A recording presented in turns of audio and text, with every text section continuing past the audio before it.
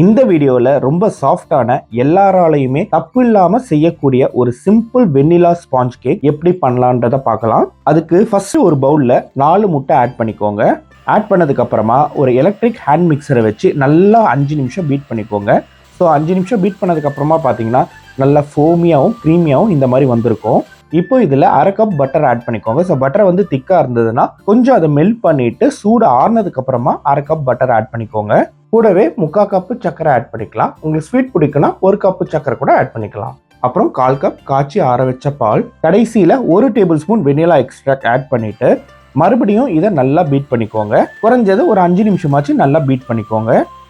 இப்போ இந்த மிக்சர் கூட வந்து நம்ம மாவு ஆட் பண்ண போறோம். ஸோ மாவு வந்து ஈக்குவலா நல்லா மிக்ஸ் ஆகணுன்றதுக்காக நான் ஒரு மாவு மிக்சர் யூஸ் பண்ணியிருக்கேன். ஸோ மாவு மிக்சர்ல வந்து ஃபர்ஸ்ட் வந்து 1 கப் மைதா ஆட் பண்ணிக்கிறேன். இப்போ இது கூடயே 1 table spoon baking powder, 1/4 teaspoon உப்பு. ஸோ இந்த மாவு மிக்சர் நான் யூஸ் பண்றதுனால அந்த மைதா, பேக்கிங் பவுடர், சால்ட்லாம் வந்து ஈவனா மிக்ஸ் ஆகி நம்ம பேட்டர்ல மிக்ஸ் ஆகும். உங்ககிட்ட இது இல்லைன்னா ஜஸ்ட் ஒரு பவுல்ல இதெல்லாம் ஆட் பண்ணி நல்லா ஸ்பூனோ இல்ல விஸ்கோ வச்சு நல்லா ஆட் பண்ணிட்டு அதுக்கப்புறம் இதை இந்த முட்டை இது கூட ஆட் பண்ணிக்கோங்க. இப்போ மறுபடியும் நம்ம ஹேண்ட் மிக்ஸரை வச்சு இதை நல்லா சூப்பரா மிக்ஸ் பண்ணிக்கோங்க. அப்படி இந்த பவுல்ல சுத்தி வந்து இந்த மாதிரி மாவுலாம் வந்து ஒட்டி இருந்தா ஒரு ஸ்பெட்டுலா வச்சு நல்லா அதெல்லாம் எடுத்து உள்ள போட்டுட்டு மறுபடியும் ஒரு 5 மினிட்ஸ் நல்லா பீட் பண்ணுங்க. இப்படி நல்லா நீங்க 5 மினிட்ஸ் பீட் பண்ணும்போது நல்ல பபுள்ஸ்லாம் வர ஆரம்பிக்கும். இப்படி பபுள்ஸ் வந்தாதான் நம்ம கேக் வந்து அந்த ஸ்பாஞ்சியாகவும் ஃப்ளஃபியாகவும் நல்லா சாஃப்டாகவும் வரும். அவ்வளோதான், நம்ம பேட்டர் வந்து சூப்பராக ரெடி ஆயிடுச்சு. இப்போ அடுத்தது வந்து நம்ம கேக் டின்ல இதை மாற்றிட வேண்டியதுதான். நான் வந்து 8 இன்ச்சு கேக் டின் எடுத்திருக்கேன். ஸோ கேக் டின் பார்த்தீங்கன்னா bottom open. So cake ready ஆனோடனே அப்படி கீழே ஓப்பன் பண்ணாலே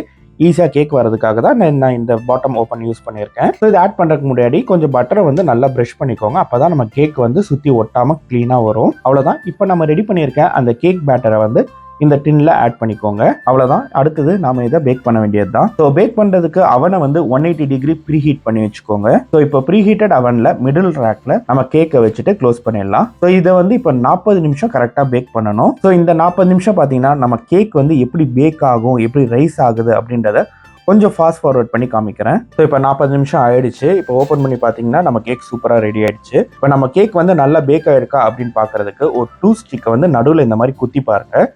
குத்தி பார்த்ததுக்கு அப்புறமா இங்க தொட்டு பாருங்க, கொஞ்சம் ஸ்டிக்கியா, அதாவது ஒட்டாம இருக்கணும். அப்படி லைட்டா ஒட்டுச்சுன்னா இன்னும் ஒரு 5 நிமிஷம் விடுங்க.